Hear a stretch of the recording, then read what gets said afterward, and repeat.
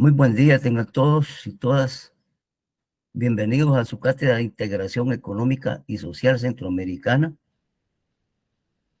El doctorado en Ciencias Económicas y la maestría en Economía para el Desarrollo de la Facultad de Ciencias Económicas de la Universidad de El Salvador. Lanzamos desde agosto del año 2020 la cátedra Integración Económica y Social Centroamericana. Esto como una instancia de investigación y diálogo entre los diversos actores de la sociedad de la región para abordar problemas y propuestas de políticas públicas hacia las desigualdades multidimensionales existentes en la región. A este respecto, nuestra facultad y universidad ha firmado convenios tanto con FUDESEN, que es la Fundación para el Desarrollo de Centroamérica, y OCFAM, que es Oxford Community for Family Life, que se fundó en 1942, ¿ya? O lo que se conoce ahora como un comité de ayuda contra el hambre. Este día el doctor Cabrera, presidente de FUDESE, nos hará el favor de exponer cómo las desigualdades afectan los derechos humanos de la población de El Salvador. El Salvador requiere políticas para el goce de los derechos humanos. El doctor Cabrera da cuenta en este estudio que hay 2 impulsores para la desigualdad y 7 dominios en los cuales se manifiestan dichas desigualdades en los derechos económicos, sociales y culturales en El Salvador. A su vez, hace una serie de medidas de políticas públicas para mejorar los derechos económicos y sociales de todos los salvadoreños y todas las salvadoreñas. Un breve currículum del doctor Cabrera es que es doctor en Economía por la Universidad de Sevilla, presidente de FUDESEN y del Colegio de Profesionales en Ciencias Económicas, COLPROCE, actualmente, ¿verdad? Y esperamos que siga por mucho tiempo, mucho tiempo. Coordinador del programa de doctorado en Ciencias Económicas de la Universidad de El Salvador desde el 2019, año que también finalizamos el programa de estudio. Fue presidente del Banco Central de Reserva de El Salvador entre el 1 de junio del 2014 al 31 de mayo al 19 de 2019. Gobernador de la República de El Salvador ante el Fondo Monetario Internacional y gobernador alterno en el Banco Mundial y Banco Interamericano de Desarrollo 2018-2019. Economista del año 2015 y economista investigador 2013 por Colproce. Becario de la Agencia Española de Cooperación Internacional entre 1994 y 98. Dentro de sus últimas publicaciones en el 2012, tiene a su cuenta Informe de la Desigualdad Multidimensional, segundo trimestre 2022, de la Fundación Centroamericana, FUDESEN, OCFAM e IMU, en El Salvador. Siempre este mismo año, para El Salvador, trabajó los factores condicionantes del crecimiento del PIB. La inversión, la productividad laboral y sus impactos en la estructura socioeconómica salvadoreña desde la perspectiva histórica estructuralista, con Belchowski, Ricardo, Castro María y Beteta Hugo de la CEPAL. Bueno, etcétera, etcétera. Le vamos a dar más tiempo al doctor ahí para que se extienda y nos explique estos resultados de esta bonita investigación. Un gusto, doctor. Muchas Es gracias, todo tuyo el maestro. panorama. Hasta luego, tiene hasta las 10:15.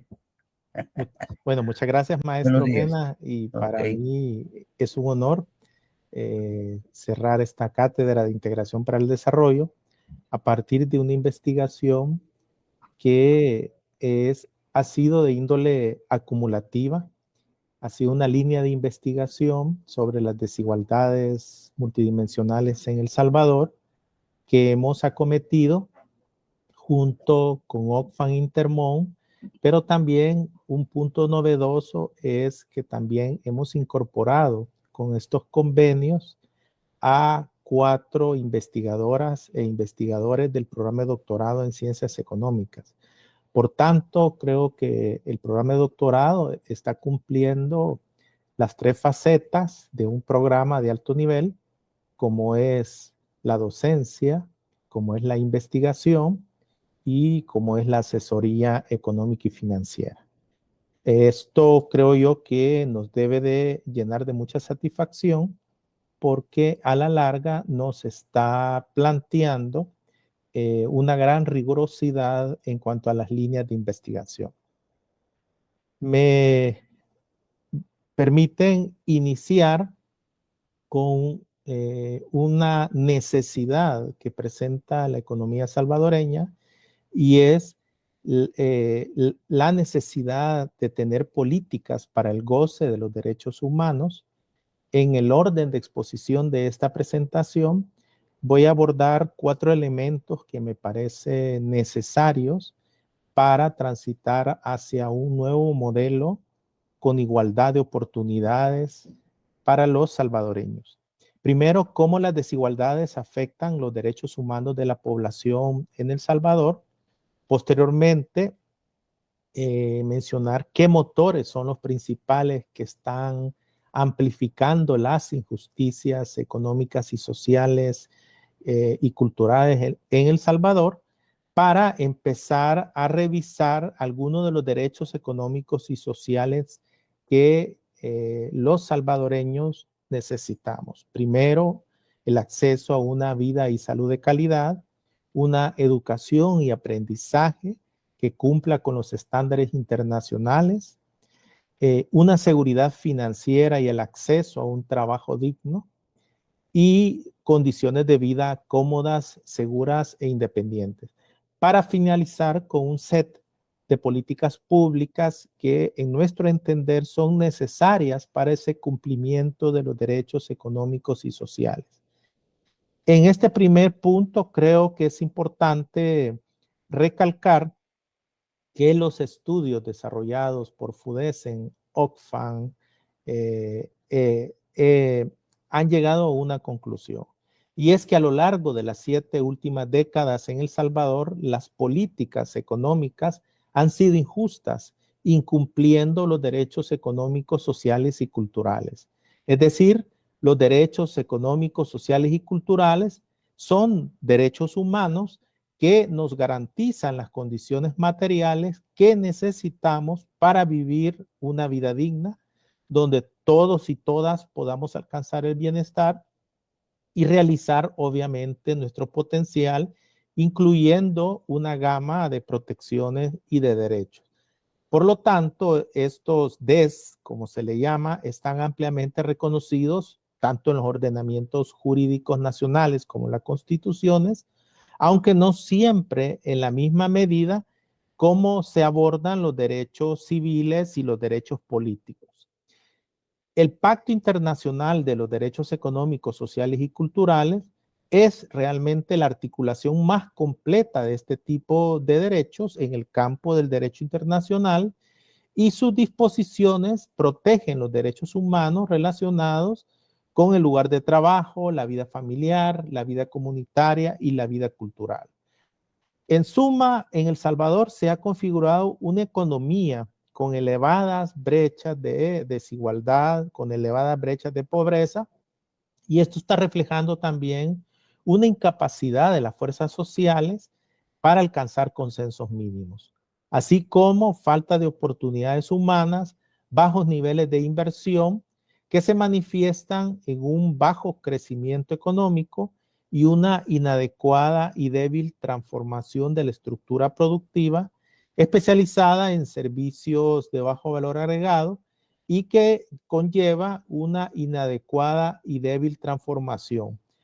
Esto se está reflejando en bajos niveles de productividad, la eliminación de un conjunto de políticas públicas por el lado de la demanda agregada que desde el 2001 se eliminaron, como es la política monetaria, la política cambiaria, la política crediticia y la política fiscal en una economía dolarizada y bitcoinizada es casi nula. Ahora, ¿de qué derechos económicos, sociales y culturales estamos hablando? Son 7 derechos en mi entender.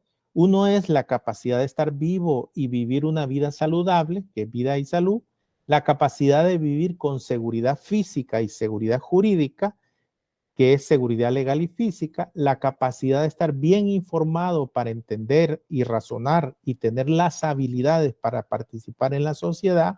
Nos estamos refiriendo a educación y aprendizaje, la capacidad de lograr seguridad e independencia financiera, el acceso a un empleo decente y el reconocimiento del trabajo de los cuidados no remunerados es lo que hemos denominado seguridad financiera y trabajo digno.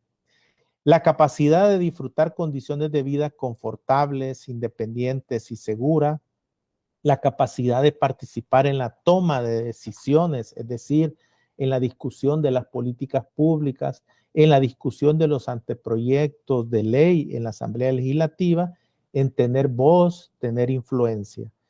La capacidad de disfrutar la vida personal en familia y en la sociedad para expresarse con libertad y el desarrollo de la autoestima. Ahora, los grandes motores de la injusticia, de la desigualdad, vamos a situar, solo revisar los motores a partir de 1990.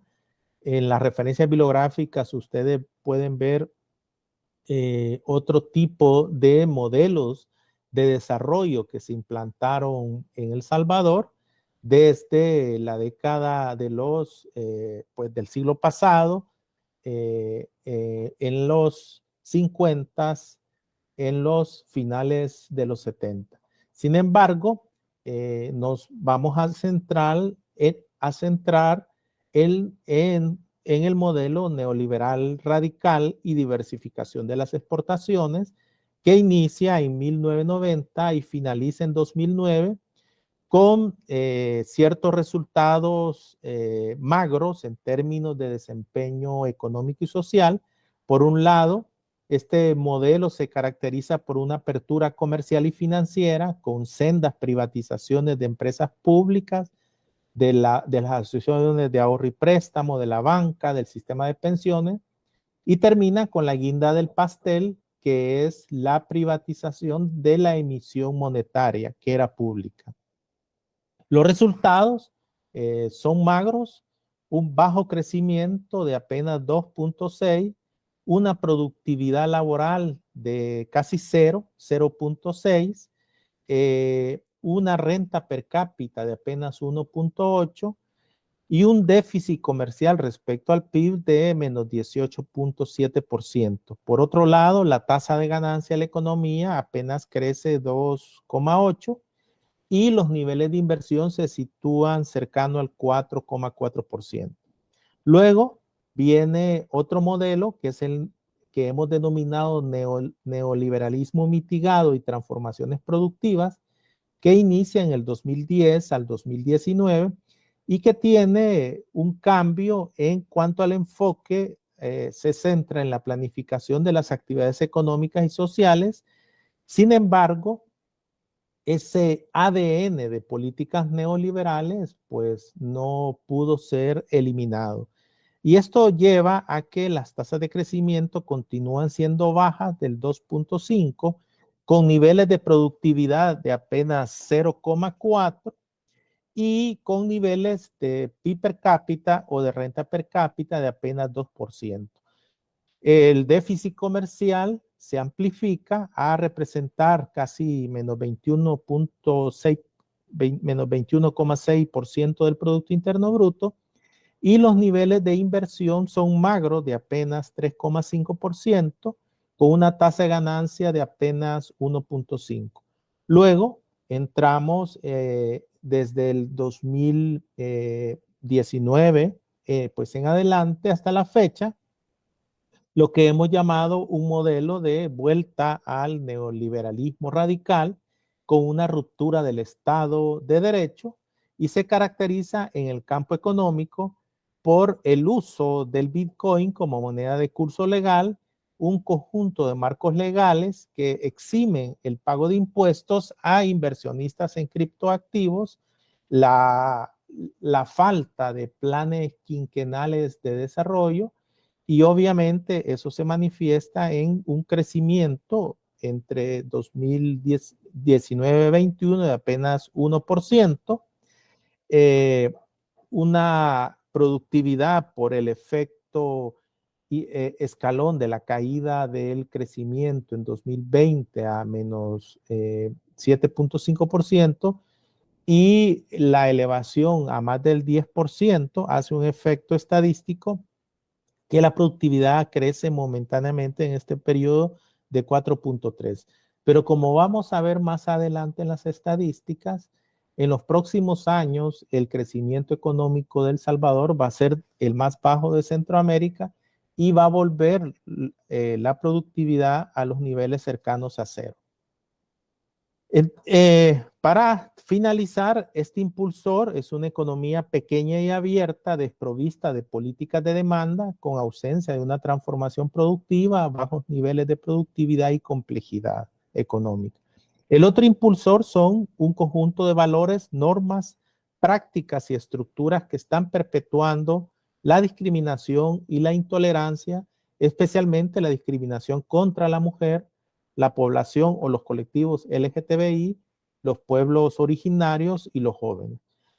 De las estadísticas que hemos presentado en nuestros estudios, hemos encontrado que durante 2021 las mujeres destinaron en promedio 25 horas semanales más que los hombres al conjunto de todas las actividades de trabajo doméstico no remunerado, ¿verdad? Y esto lo que significa es que la brecha de trabajo no remunerado se concentra en las mujeres y obviamente se está amplificando año con año. También vemos que por cada dólar que gana un hombre, las mujeres están ganando apenas 52 centavos. En pospandemia, lo que estamos observando es que la pobreza ha venido aumentando.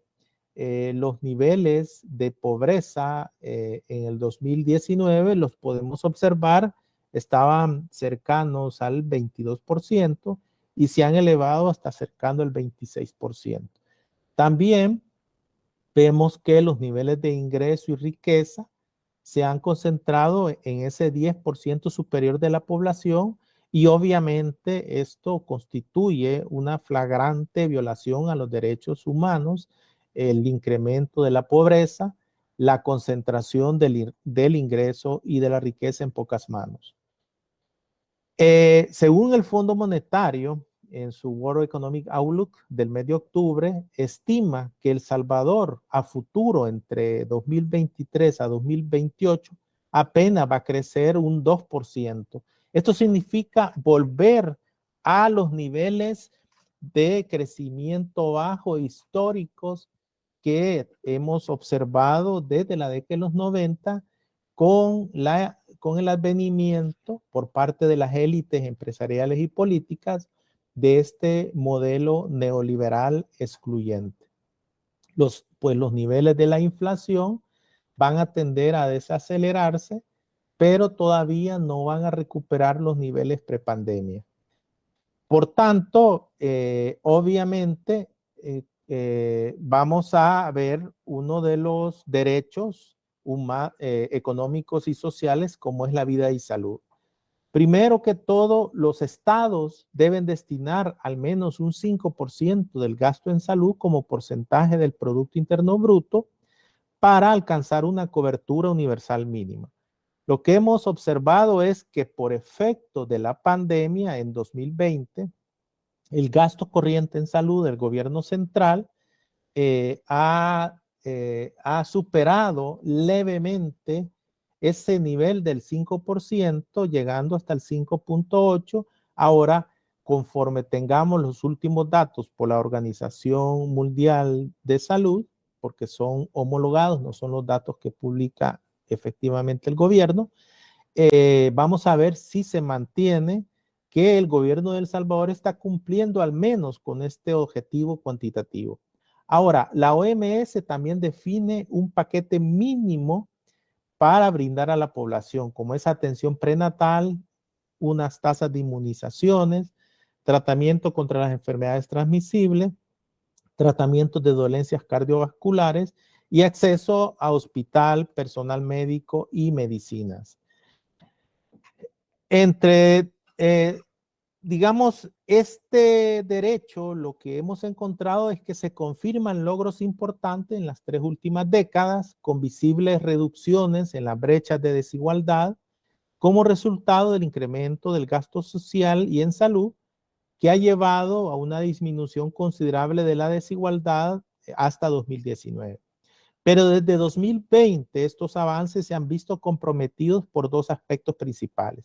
Primero, el impacto de la pandemia del COVID-19 en el Sistema Nacional de Salud, con incrementos en las tasas de mortalidad, morbilidad, el incremento en el número de casos afectados, la falta de provisión de servicios de salud para otras enfermedades crónicas. Y otro es la falta de continuidad de algunos procesos incorporados en la atención primaria, los cuidados de rehabilitación y paliativos y la atención comunitaria en El Salvador, obviamente fueron los más afectados por efectos de la pandemia.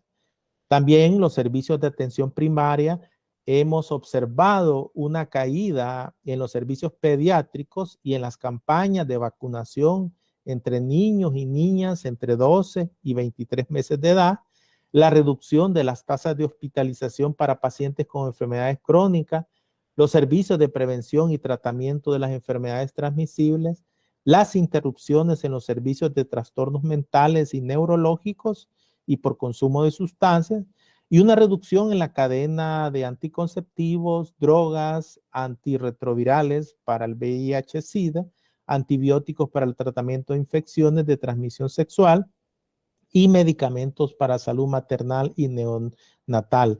También hemos encontrado la interrupción de las pruebas de detección y tratamiento del cáncer, como los servicios de atención a las personas mayores.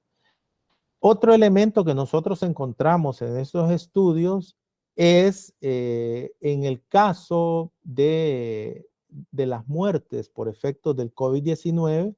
Primero habíamos visto en el 2022 un subregistro sistemático superior al 400% de las muertes, ¿verdad? Ahora, este subregistro o esta subestimación a abril del 2023 se elevó al 518%, que contrasta con las cifras que presenta Panamá de apenas un 7%, Costa Rica incluso unos menos 9%, y por lo tanto El Salvador presenta la tasa acumulada de exceso de muertes asociadas directa o indirectamente al COVID-19 más alta en Centroamérica, y Costa Rica la más baja, ¿verdad? También en cuanto a estadísticas de protocolos iniciales de vacunación contra el COVID-19, en El Salvador alcanzaron el 68.5%, esto al 2 de octubre, mientras que República Dominicana un 54.3%, Costa Rica un 83.9%, Guatemala apenas un 39.9%, Honduras y Nicaragua un 51.6% y un 87% de la población. También las últimas encuestas de la OMS plantean que la continuidad se ha venido restableciendo a niveles prepandemia, pero sobre todo hay grandes limitaciones. Por ejemplo, continúan en atención primaria un 43% de todos los servicios interrumpidos, en cuidados de emergencia críticos y operativos un 24%, en cuidados de rehabilitación y paliativos un 46%, y en atención comunitaria más de pues aproximadamente la mitad. También las últimas encuestas proveídas por las encuestas de hogares nos están diciendo entre 2014 a 2022 que la población más pobre adolece en mayor propensión de padecimientos de enfermedades causadas por esas limitaciones materiales que les impiden gozar de condiciones alimenticias, sanitarias y de viviendas mínimas, ¿verdad? Entonces, esto se ve reflejado en su estado de salud. También vemos cómo en cuanto al porcentaje de población que tiene acceso a seguro médico, el 20% más pobre, apenas 2 de cada 100 están cubiertos por un seguro, mientras que el 20% más rico posee más del 5%, posee más de 5 personas de cada 100 que tienen acceso. Otro elemento que nos preocupa es la caída en la cobertura de las vacunas para niños entre 12 y 23 en lo que es DPT, sarampión y hepatitis. Y en nuestros estudios esto puede reflejar que en el futuro probablemente esto va a tener grandes consecuencias en términos de la salud, en términos de esta población cuando acceda al mercado laboral. En cuanto a aprendizaje, lo que las estadísticas del gasto presupuestario por niveles educativos, las tendencias es que la educación básica es la que ha sufrido la mayor reducción en cuanto al destino del presupuesto. En el 2015 era el 60% y en el 2023 apenas un 39%. Lo mismo continúa con la educación media desde un 10.9 en 2015 hasta un 6.9 en 2023. Ahora, en cuanto al porcentaje de la población que ha completado primaria, vemos que un 54% completó primaria, pero cuando analizamos las brechas en cuanto a condiciones de pobreza extrema y pobreza relativa, tanto lo que observamos es que los hogares en estas condiciones de pobreza, pues el éxito educativo, tanto en primaria como en secundaria, es extremadamente bajo. Lo mismo sucede con la educación universitaria y técnica, donde el 9.7% de la población completa este nivel, pero digamos que apenas el 0.6 provenía de hogares en situaciones de pobreza relativa y el 0.5 de pobreza extrema. También vemos en cuanto a la movilidad intergeneracional o explicada por el logro educativo, vemos que en 2022, según la encuesta de hogares, solo el 8.7% de las personas con menores niveles de ingresos tuvieron un logro educativo mayor que sus padres, mientras que el 37% de las personas con ingresos superiores estudiaron más que sus padres. Esto lo que nos está diciendo es obviamente hay graves problemas de movilidad y de igual manera que América Latina, que es la región con menos movilidad intergeneracional en el mundo. En cuanto al porcentaje de jóvenes de 15 a 24 años que no estudian ni trabajan, vemos grandes brechas de género donde las mujeres entre 15 a 24 años son el 33.9 según el año 2022 y los hombres 12.4. ¿A qué se explica esto? Se explica a las responsabilidades en el hogar a partir de lo que es el cuidado y los trabajos no remunerados que ejercen en los hogares. Respecto a la seguridad financiera y trabajo digno, hemos visto cómo la inflación ha tendido a la baja desde casi un 7% en diciembre hasta un 2.7% en octubre. Sin embargo, la población carece de un escudo social contra la inflación de alimentos y bebidas que presentamos en la gráfica de la derecha, en donde estos niveles de inflación han llegado en el 2022 a tasas de crecimiento de la inflación de alimentos y bebidas cercanas al 14% y todavía la inflación continúa siendo alta, 5.9%. El mes pasado fue más de 6%. Por otro lado, la canasta básica, que realmente es un indicador pobre porque representan las condiciones calóricas de una familia de la década de los 70, por lo que instamos al Banco Central a actualizar y generar una nueva canasta, pero también lo que nos está diciendo es un incremento del costo de esta canasta básica alimentaria urbana y rural.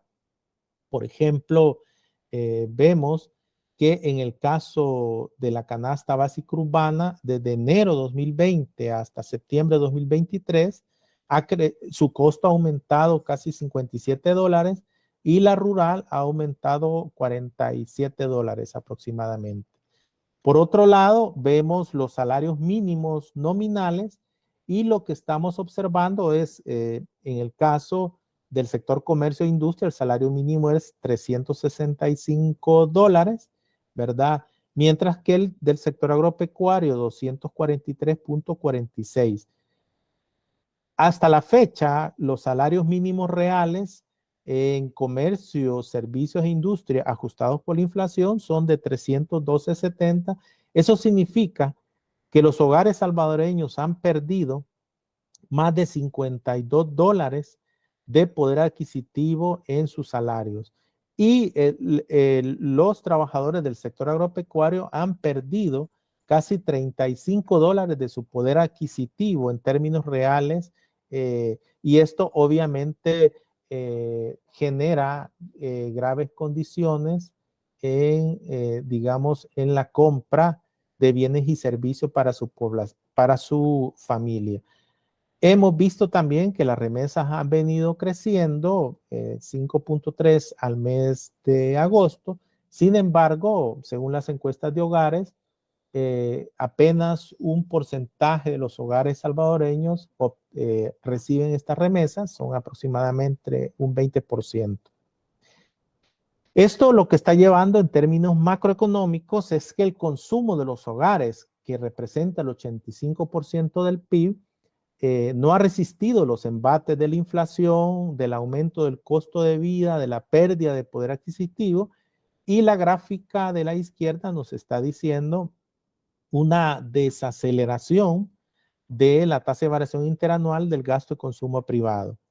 También vemos cómo a nivel de las exportaciones e importaciones en términos reales, también se ha venido desacelerando fuertemente, lo que nos dice es que las ventas al exterior, pues obviamente, digamos, su evolución es difícil respecto a los niveles prepandemia. Otro elemento que me gustaría pues abordar es en términos del déficit primario. El déficit primario es aquel déficit que le quitamos el pago de intereses, pues el déficit primario respecto al PIB. Y lo que observamos es que el ajuste fiscal primario ha sido mayor al recomendado por el Fondo Monetario, que era del 4%.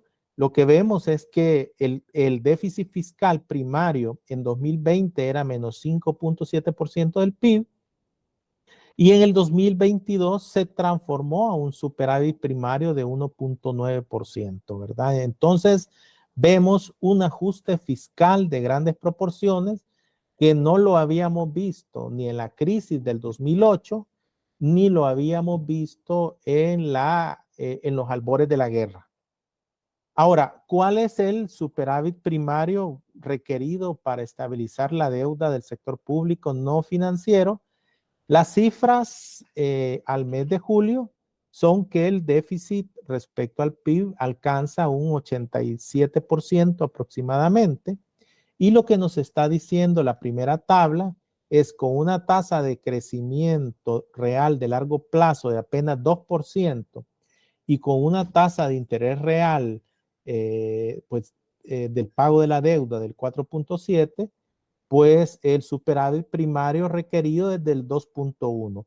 Vimos en la lámina anterior que ya llevaba 1.9 el gobierno de El Salvador, lo que significa que el ajuste todavía bajo esos criterios del austericidio que se plantean por los organismos internacionales es del 0.4%. Ahora, El Salvador se encuentra atrapado en una situación en la que tanto su desarrollo como su capacidad de gestionar la deuda se están viendo comprometidos al gastar más en intereses que el gasto en educación, que el gasto en inversión. Ahora, las presiones de liquidez o solvencia, pues la mayoría de soberanos han empleado siempre una serie de estrategias para reducir esa carga real de la deuda, tanto externa como interna, como es la represión financiera, altos niveles de inflación, el uso retroactivo de retenciones de impuestos y reestructuraciones de la deuda interna por ley o por acto ejecutivo. En el caso de El Salvador, la represión financiera se ha manifestado, por un lado, en el atraso del pago a los proveedores nacionales durante periodos prolongados, sin reconocer el pago de intereses. Hemos visto marchas de personas que prestaron sus microbuses para la época de la vacunación. Hemos visto también microempresas que están quebrando, que proveían útiles escolares al Ministerio de Educación, solo para citar dos de tantos. También han establecido la tasa de interés de los valores gubernamentales por debajo de las tasas de mercado. Por ejemplo, los letes 8.25, cuando en la realidad la tasa de mercado es del 15.9%. Eso es sumando el ENVI más la tasa de los bonos a un año. También hemos visto cómo el Ministerio de Hacienda unilateralmente reestructuró los pasivos que tenía con el Banco Central, que eran aproximadamente 704 millones de dólares. Entiendo que a 50 años plazo y a una tasa de interés fija por debajo del riesgo país. Y también hemos visto reestructuraciones por ley o actos ejecutivos mediante negociaciones con acreedores de los fondos de pensiones. Las AFPs optaron en su gran mayoría por canjear los certificados de inversión previsional SIP, que eran aproximadamente 6.184 millones, por otros a 50 años plazo, y el gobierno se da el lujo de no pagar por 4 años, ¿verdad? Esto significa casi un ahorro en estos 4 años de 500 millones anuales, ¿verdad? Entonces, eh, las condiciones de injusticia social se han venido amplificando, los niveles de deuda del gobierno son niveles de deuda insostenibles del 87%, y la recaudación fiscal se concentra en 2/3 en impuestos indirectos, ¿verdad? Sobre todo el impuesto al valor agregado, y no se ve por ningún lado el cumplimiento de transitar hacia uno de los objetivos de la política tributaria, que es los hogares que mayores niveles de ingreso y riqueza tengan, sean los que paguen más. Esto ha llevado a que tanto los hogares como el sector privado en El Salvador se sigan endeudando. Estas estadísticas presentan la deuda privada total, que es más los préstamos y títulos de deuda del sector privado entre 2018 a 2022, y la lámina de la derecha, la deuda de los hogares con préstamos y títulos de deuda, ¿verdad? Entonces vemos que en el caso salvadoreño, los niveles de deuda en cuanto a la deuda privada, obviamente somos el tercero de mayor nivel de deuda, digamos, en Centroamérica, ¿verdad?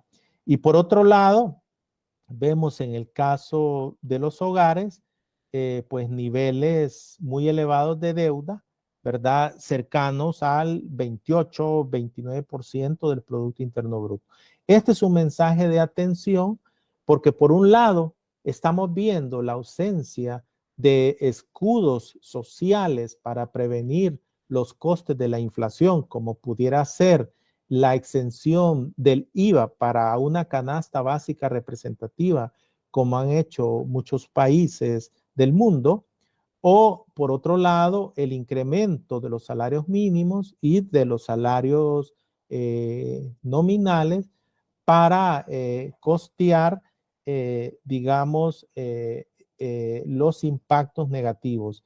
Y por otro, estamos viendo también el incremento de la deuda de los hogares, el incremento de la deuda del sector privado, que esto se explica por tasas de interés reales negativas que se están pagando a los depósitos, y cuando a los hogares se les incumple el derecho a poder invertir en letes y CETES a través de participaciones que puedan comprar directamente sin pagar comisiones en la bolsa de valores, sino que puedan comprarlos en, por ejemplo, en los bancos públicos, como lo hace Estados Unidos, como lo hace México, como lo hace los países de la Unión Europea.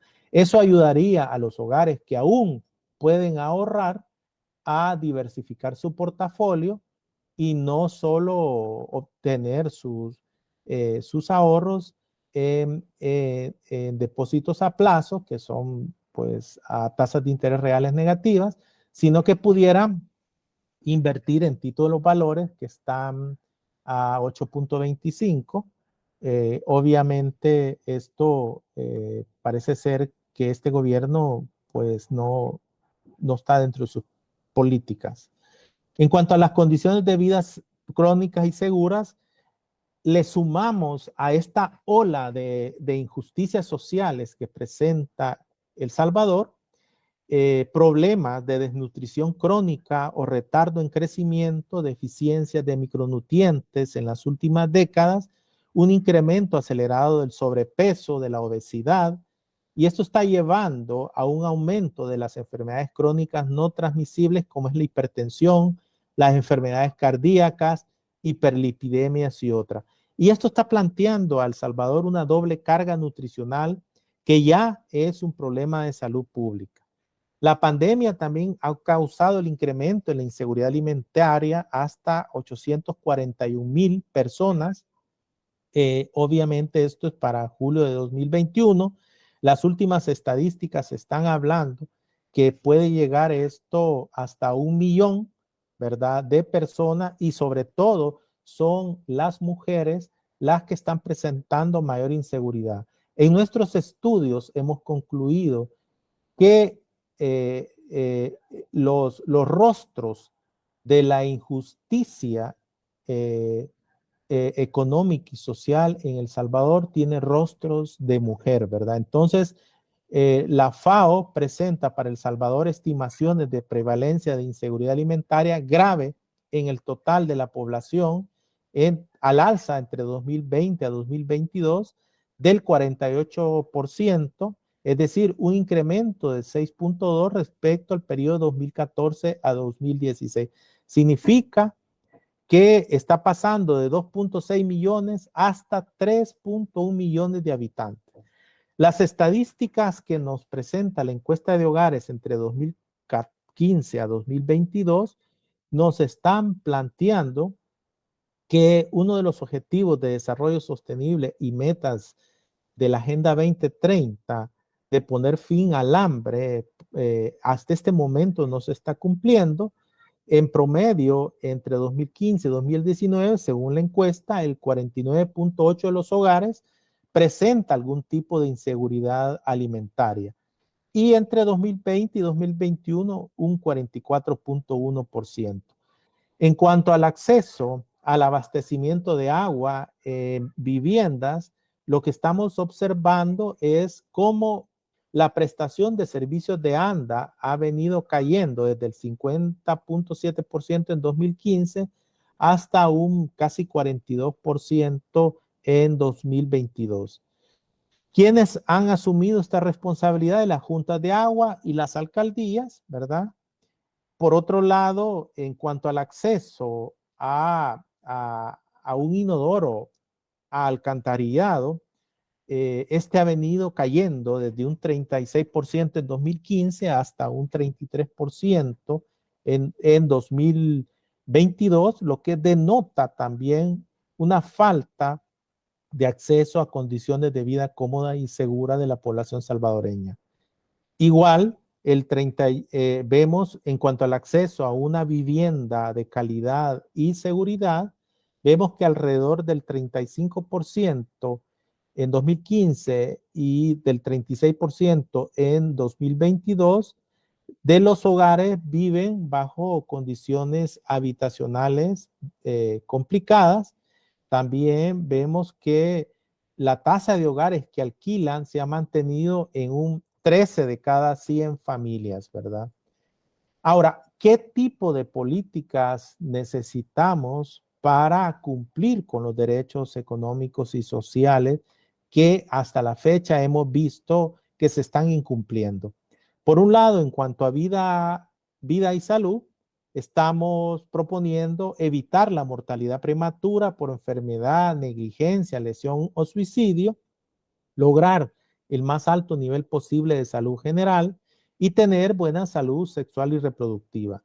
Algunas políticas: debemos continuar fortaleciendo el sistema de salud en los primeros años de la vida, mayor inversión en el personal médico y de salud, fortalecer el desarrollo de redes de salud integradas, aumentar la calidad de la atención, enfocándose en detectar esas brechas de infraestructura, brechas de equipo médico, de insumo, implantar la digitalización de la salud para aumentar la atención sanitaria, reducir los costos, dando lugar a una reasignación de personal médico y sanitario a otras actividades, implementar respuestas epidemiológicas estándares como rastreo de contactos, garantizar un suministro estable de equipos de protección personal para los trabajadores sanitarios, invertir en la vigilancia, en sistemas de alerta temprana, en redes de laboratorio, en políticas de fortalecimiento de las cadenas de suministro de alimentos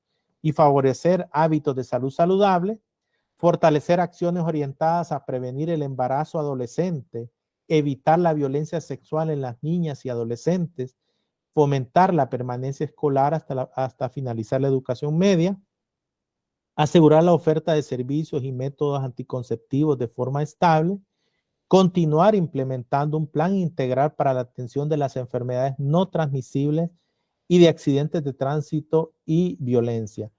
En el goce de educación y aprendizaje, ampliar la cobertura de los programas de cuidado y educación preescolar con jornadas extendidas que permitan que los adultos, sobre todo las mujeres, no tengan que dedicar tantas horas al cuidado de los niños y niñas menores, haciendo énfasis en las zonas rurales del país. Implementar una propuesta pedagógica alternativa que incorpore los avances tecnológicos, pero que responda a las necesidades de las nuevas generaciones estudiantiles. Recuperar un enfoque que priorice metas de aprendizaje altas para los estudiantes en sistemas educativos con capacidades disminuidas y que a consecuencia de la pandemia se priorizó a la educación sobre el aprendizaje de los estudiantes. Diseñar reformas a la ley de presupuesto y otras afines para garantizar que el aumento del presupuesto asignado al ramo de educación llegue y supere el 6%. Remodelar toda la infraestructura existente en los centros escolares, rediseñar el currículo en la área técnica y superior para que esté tanto en función de la demanda laboral, pero también que responda a un nuevo currículum nacional basado en el respeto de los derechos culturales, el respeto de los derechos sociales. Acceso a la información y a las tecnologías, un plan de capacitación obligatoria al personal docente sobre el uso adecuado de las TIC como un recurso didáctico en el aula y también fuera de ella en el caso de clases virtuales. Dotar a los centros educativos de equipos tecnológicos e infraestructura adecuada para la enseñanza y utilización de las TIC. Integrar materias formativas obligatorias en el Plan Educativo Nacional basadas en competencias de las TIC y un Plan Estratégico Nacional de Ampliación de la Red Doméstica de Internet. Diseñar una nueva regulación de precios y subsidios al Internet con precios preferentes para hogares con personas que aún estudian en el hogar.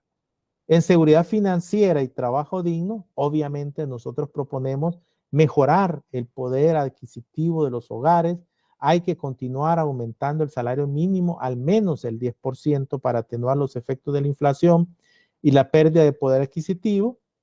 También que la empresa privada, el gobierno y los trabajadores adopten un nuevo contrato social que incorporen derechos y prestaciones a los y las trabajadoras, tales como la revisión anual del salario mínimo, mayores aportes al Instituto Salvadoreño del Seguro Social, que incluya dentro de sus beneficios un seguro de desempleo de al menos un año.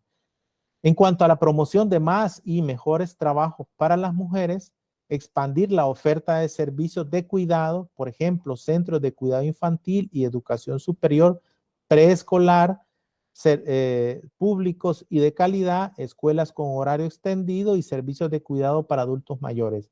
Ampliar y balancear las licencias por maternidad, paternidad y cuidados y garantizar información y medios para la planificación familiar, ofreciendo acceso universal a la educación sexual y a métodos anticonceptivos. En cuanto a las condiciones de vida cómodas, seguras, independientes, el disfrute de acceso seguro a alimentos, al agua limpia, al aire limpio, a refugio, al saneamiento, al calor y los servicios públicos debe ser un objetivo de la política pública, ¿verdad? Fortalecer el liderazgo del Consejo Nacional de Seguridad Alimentaria y Nutrición, aprobar la Ley de Soberanía y Seguridad Alimentaria, ejecutar la Ley de Agricultura Familiar, desarrollar una reserva estratégica donde el Estado adquiera la producción nacional y garantice precios justos a los productores y a los consumidores. Y definir una política de seguridad alimentaria y nutricional de escuelas públicas que se garantice la continuidad de los programas nutricional, así como la incorporación de nuevos productos. Desarrollar una política de reducción y prevención del sobrepeso y la obesidad dirigido a la niñez, adolescencia y adultos, con énfasis a las mujeres, acompañar con reformas de impuestos a alimentos procesados y bebidas azucaradas, política que asegure la seguridad hídrica y el acceso al agua de forma igualitaria, garantizando el suministro continuo doméstico las 24 horas por 7 días a la semana. Políticas que definan esquemas adecuados de precios, tarificación y subsidio para las familias en situación de pobreza y exclusión extrema y relativa. Incorporar la creación de un consejo consultivo y en los organismos zonales de Cuenca como órgano de consulta y participación ciudadana.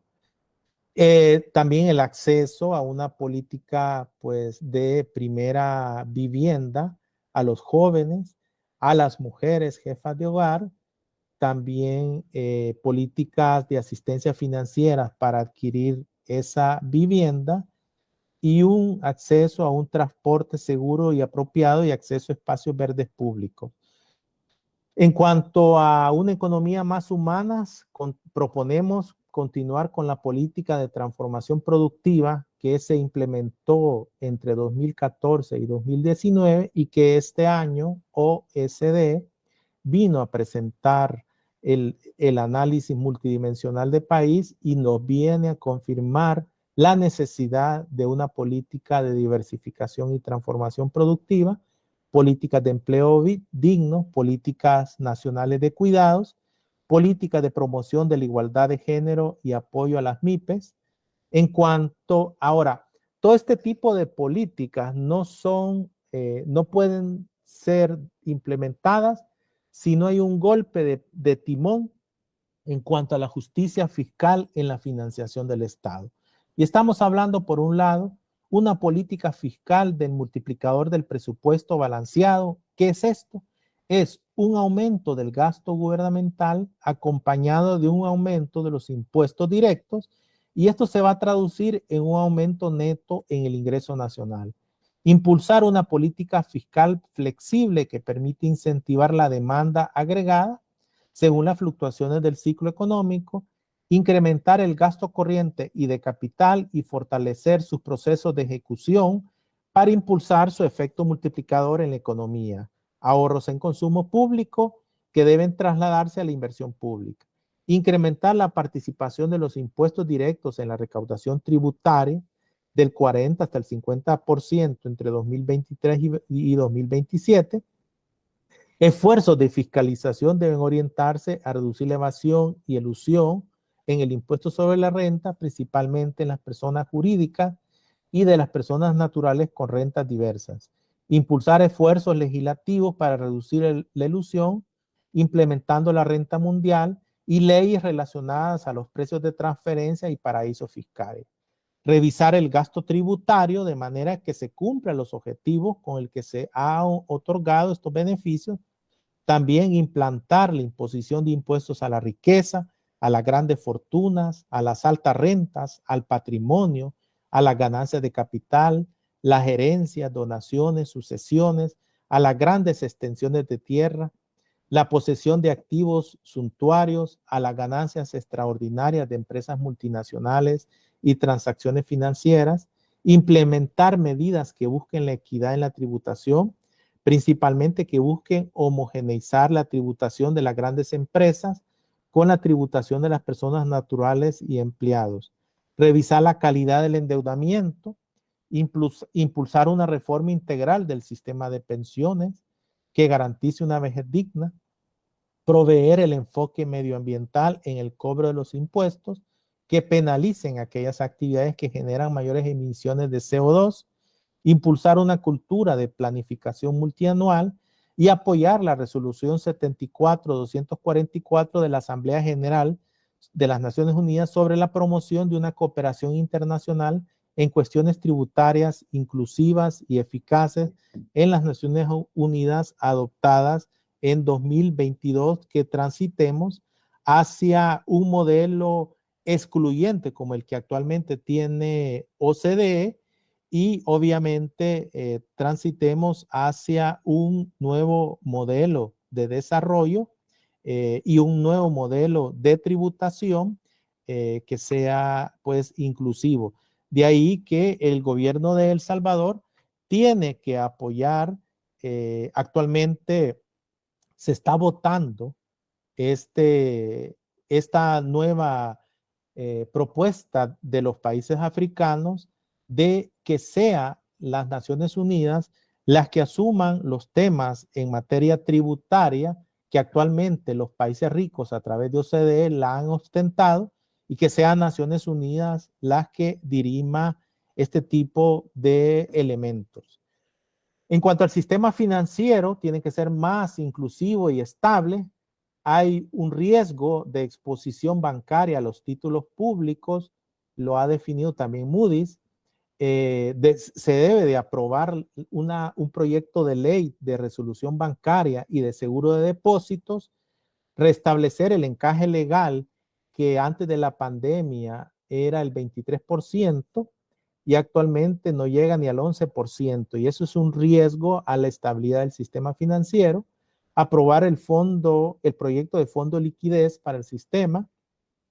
También los menores ingresos financieros por reducción de intereses recibidos y el plazo de vencimiento de la deuda del ministerio con el BCR está restringiendo la capacidad operativa del Banco Central, pues también esto ha implicado, y lo dice el Fondo Monetario, un deterioro del patrimonio del Banco Central que está provocando serios problemas para cubrir la función de prestamista de última instancia y preservar la estabilidad del sistema monetario y financiero, por lo que se requiere recapitalizar al Banco Central.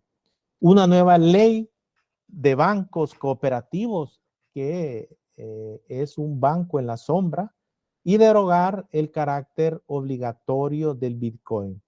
El Salvador requiere un acuerdo con el Fondo Monetario, pero flexibilizando el acceso a los préstamos con menos condiciones y límites de acceso y la eliminación de los recargos. También utilizar los derechos especiales de giro como una vía para financiar a los países de renta media y renta baja, y continuar reforzando la regulación y supervisión de las instituciones financieras y no bancarias para gestionar mejor sus riesgos y frenar el apalancamiento excesivo. Con esto daría finalización a mi presentación y pues pasaríamos el espacio de preguntas y respuestas. Muchas gracias.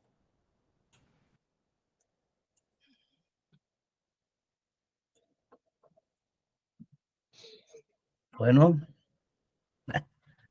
muchas gracias, doctor. Como dicen allá en otros países, más claro no canta el gallo. ¿Verdad? Felicidades, creo que es bastante completo el estudio.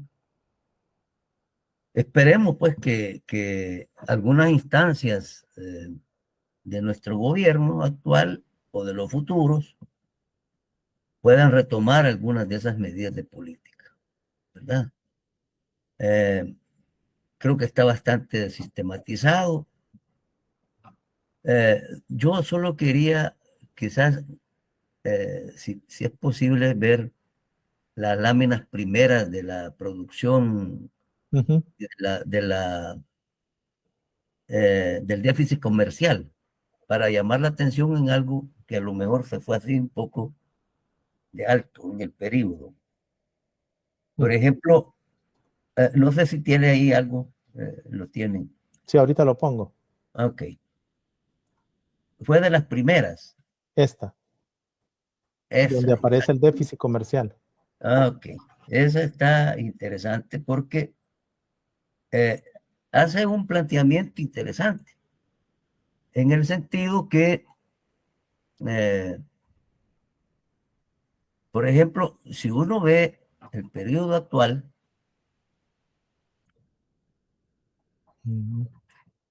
lo que estamos viendo aquí es que en lo que va en lo que usted ha llamado, o tú has llamado neoliberalismo radical y ruptura del Estado de Derecho, que me parece que estamos en un ajuste más que superestructurales de lo que proponía antes el Fondo Monetario. ¿Verdad?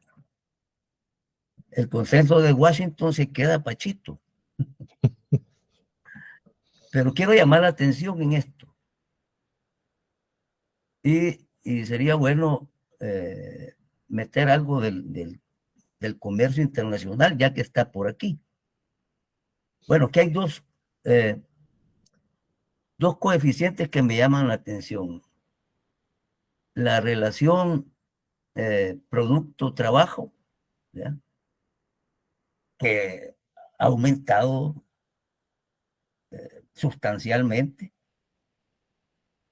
Pero lo irónico de esto es que ese aumento, si uno quiere ver como productividad del trabajo, lo que está ocurriendo es que esa productividad no se está haciendo para beneficio de la riqueza del país, sino que esa riqueza se está yendo precisamente al exterior. Y ese es el resultado precisamente del déficit comercial, que es el abultado que tenemos aquí, casi del 26%. Es decir, de, de, un, de cada dólar estamos trasladando 26 centavos al exterior. Es decir, el supuesto desarrollo, ¿verdad? Siempre continúa hacia afuera y no al interior precisamente de la economía. Eso deberíamos de ponerle un poquito de atención porque es uno de los problemas más estructurales y más de antaño que tenemos, no solamente en El Salvador, obviamente en la región centroamericana, pero El Salvador es típico, ¿verdad? Entonces, eso creo que me parece a mí fundamental, es decir, los poquitos que tenemos de bueno, al final se termina trasladando hacia el exterior. ¿Por qué? Porque nuestra matriz precisamente de producción depende de mucho insumo y materia prima importada, además del comercio como tal. ¿Verdad? Entonces eso, solo quería llamar la atención en eso, Oscar. Sí. Y bueno, felicitarte Me parece bastante completa la exposición. Sí, No sé si fíjate, tiene un comentario final. sí, no, totalmente de acuerdo contigo.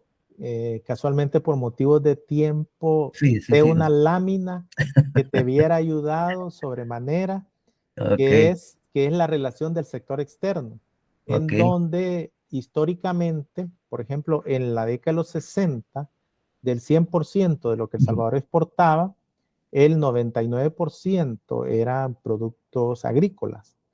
A la Ok. fecha, lo que estamos viendo es una involución donde más del 45% de lo que nosotros exportamos son servicios, de ahí un 30% aproximadamente son manufacturas, pero manufacturas que le llamamos Ajá. maquilas, ¿verdad?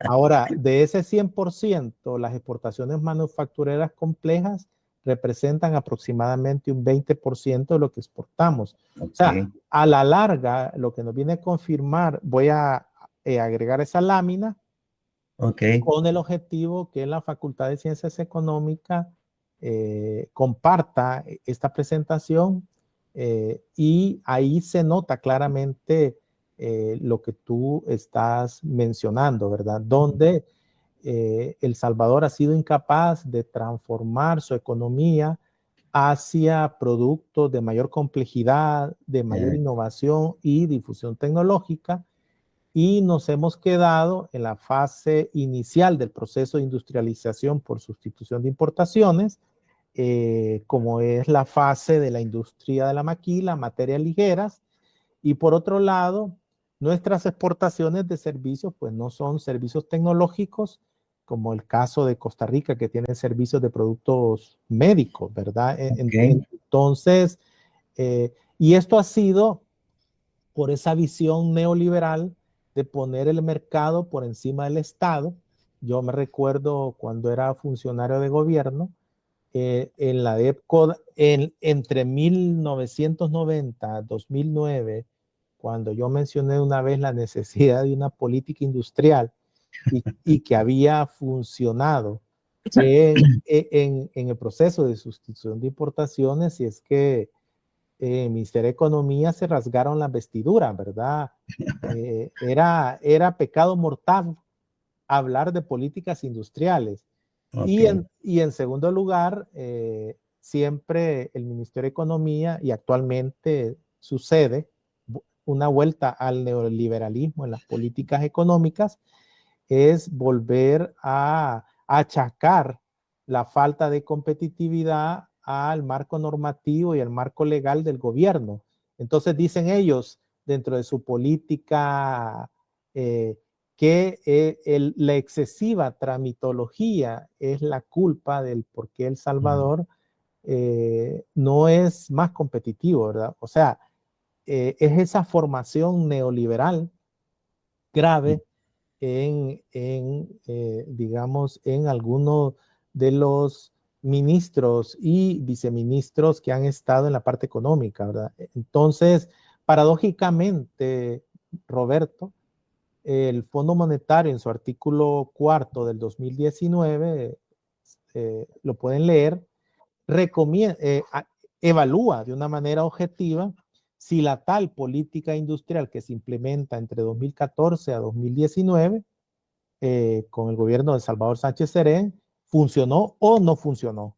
ok. La analizan y llegan a la conclusión que la política industrial funcionó en la transformación productiva, funcionó en la transferencia de insumos desde los sectores de baja productividad a sectores de alta productividad. Y lo peor es que recomienda al actual gobierno continuar con esa política. Eh, Pero ¿qué sucede? Viene este gobierno y con una estrategia de tierra arrasada, elimina todo lo que se refiere al pasado, ¿verdad? Entonces, eh, ahora viene OCDE. En marzo me invitan a la presentación del informe de país, ok. y sorpresa, la recomendación es implantar una política de diversificación y de transformación productiva, ¿verdad? Bueno, mira, Entonces, también insto a las personas que nos están viendo, voy a dejar de compartir, eh, digamos, en el 2021 yo publiqué un libro con la OIT, lastimosamente está en inglés, pero en suma lo que evaluamos eran las políticas sectoriales y de transformación productiva durante la crisis del COVID en El Salvador y Costa Rica. Y lo que evaluamos fue exactamente estas políticas industriales que se habían implementado por El Salvador y Costa Rica. O sea, no es fortuito que la OIT haya tomado de toda Centroamérica estos dos países porque tenían casos exitosos de política industrial, ¿verdad? Y si no me creen, léanse el libro, ¿verdad? Que ahí está, se llama Productive Transformation and Sectoral Policy durante the COVID-19 Crisis en El Salvador and Costa Rica.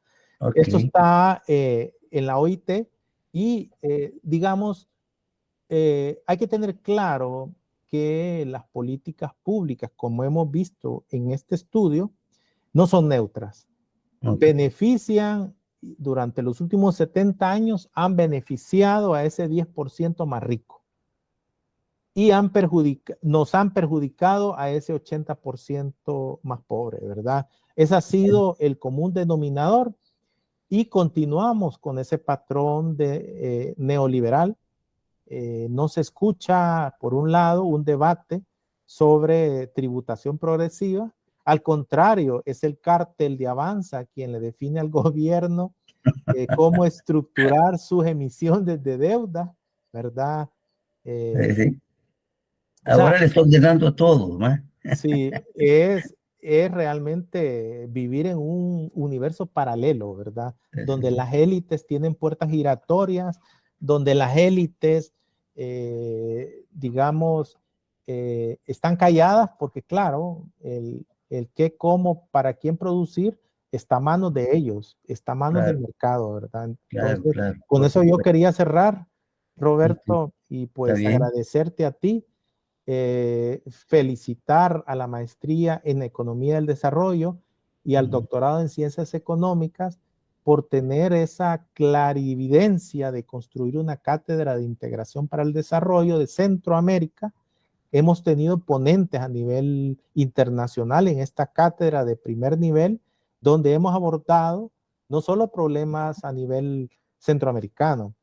En la última tuvimos un debate interesantísimo, ¿tú te acuerdas? Sí, sí, Con gente de Honduras, sí, claro, de claro. México, donde discutimos la necesidad de un pacto fiscal progresivo en América Latina. Entonces, por lo tanto, pues agradezco mucho este espacio y continuar trabajando el próximo año en aras de ir debatiendo los principales problemas de la región centroamericana sin miedo.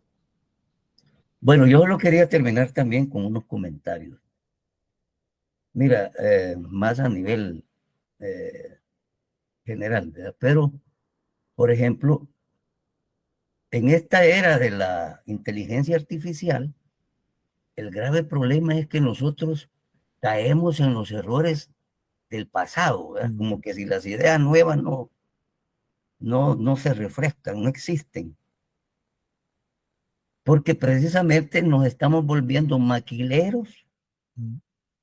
Es decir, que, por ejemplo, ciertas personas opriman botones, no nos sorprende, porque eso es lo que estamos fomentando. Nosotros no estamos produciendo computadoras, microchip, es decir, eh, industrias de alto nivel agregado y alta tecnología no estamos haciendo. Lo que estamos haciendo es un fomento exageradísimo del ultraconsumo. Y en el caso, por ejemplo, del, de los gobiernos anteriores, específicamente eh, del 2019 hacia atrás, eh, hasta el 2009, eso es lo que yo he llamado la época del neodesarrollismo mm, en El Salvador, ¿verdad? Para caer ahora en un neoliberalismo a ultranza, ¿verdad? mm, Extremo, que es demasiado complicado si uno le suma todo esto para lograr sobresalir, por lo menos en la próxima década, si es que pensamos algo bueno. Como decimos nosotros en economía, en teoría económica todo se resuelve. En mm, política económica vas a, disculpen la expresión, vamos a molestar a alguien y vamos a beneficiar a alguien. mm, Todo modelo económico, sea aquí o en China o en los Estados Unidos o donde sea, la política económica es lapidaria, ¿va? ujú, Beneficia a unos y perjudica a otros. Veces es a más lo que perjudica y veces es a menos. mm, Pero bueno, vamos a ver. En la región parece ser que los países que menos perjudican con las políticas económicas, puede ser por ahí, ¿verdad? A lo mejor estoy hablando un poco de más, Panamá y el caso de Costa Rica. Pero de ahí los otros creo que estamos en una situación bastante complicada. Bueno, pero al final te agradezco mucho, Oscar. mm. Esta es nuestra casa y la casa de los amigos y amigas que nos están viendo y los esperamos en una nueva cátedra. Un placer. Pasen buen día. Muchas gracias.